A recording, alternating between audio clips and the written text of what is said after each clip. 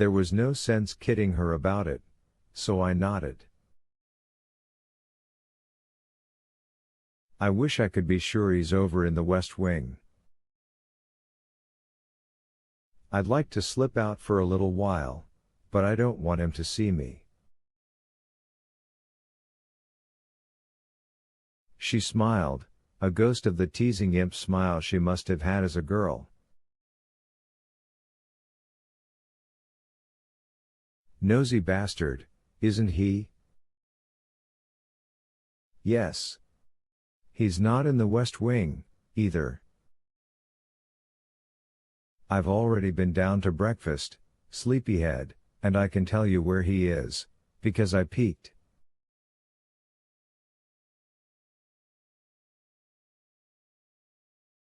He's in the kitchen. I looked at her, dismayed. I had known Dolan was curious, but not how curious. Can you put your morning walk off? Elaine asked. I thought about it. I could, I suppose, but... You shouldn't? No. I shouldn't. Now, I thought, she'll ask me where I go, what I have to do down in those woods that's so damned important.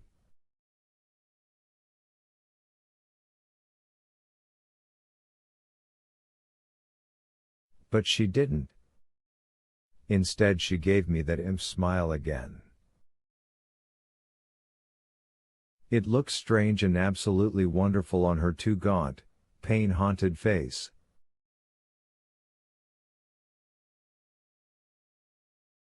Do you know Mr. Howland? She asked. Sure, I said, although I didn't see him much. He was in the West Wing, which at Georgia Pines was almost like a neighboring country.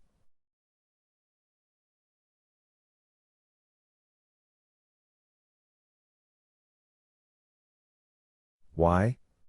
Do you know what's special about him? I shook my head. Mr. Howland, Elaine said, smiling more widely than ever, is one of only 5 residents left at Georgia Pines who have permission to smoke.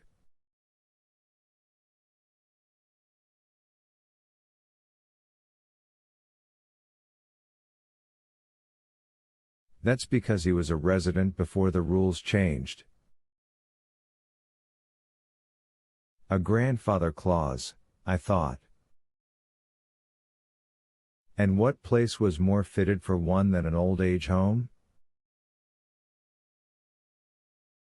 She reached into the pocket of her blue and white striped dress and pulled 2 items partway out, a cigarette and a book of matches.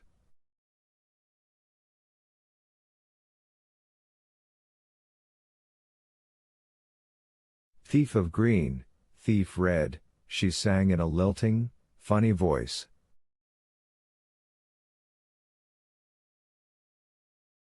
Little Ellie's going to wet the bed.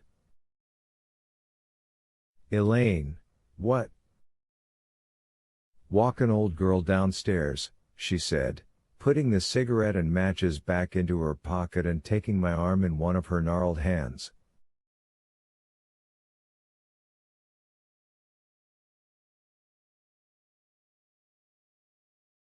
We began to walk back down the hall. As we did, I decided to give up and put myself in her hands. She was old and brittle, but not stupid. As we went down, walking with the glassy care of the relics we have now become, Elaine said,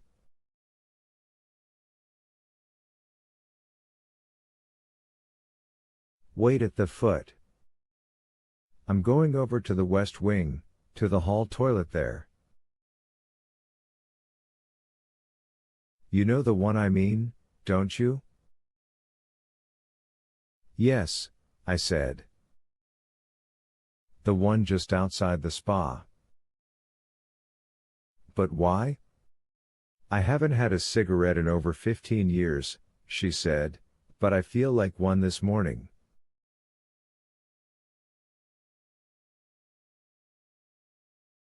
I don't know how many puffs it'll take to set off the smoke detector in there, but I intend to find out.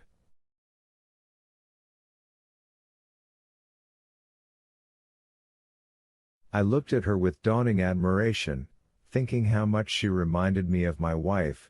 Jan might have done exactly the same thing.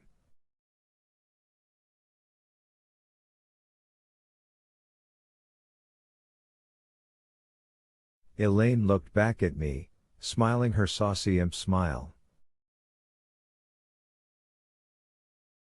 I cupped my hand around the back of her lovely long neck, drew her face to mine, and kissed her mouth lightly.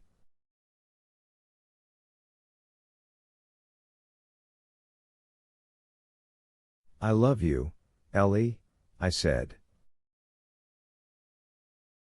Ooh, such big talk, she said, but I could tell she was pleased.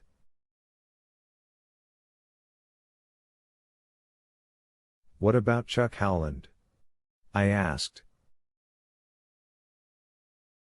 Is he going to get in trouble?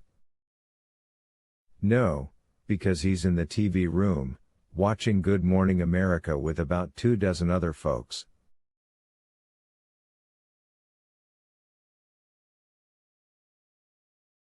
And I'm going to make myself scarce as soon as the smoke detector turns on the West Wing fire alarm.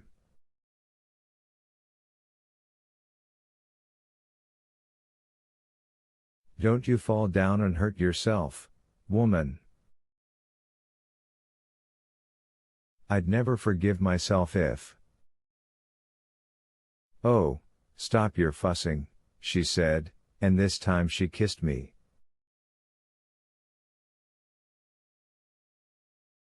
Love among the ruins.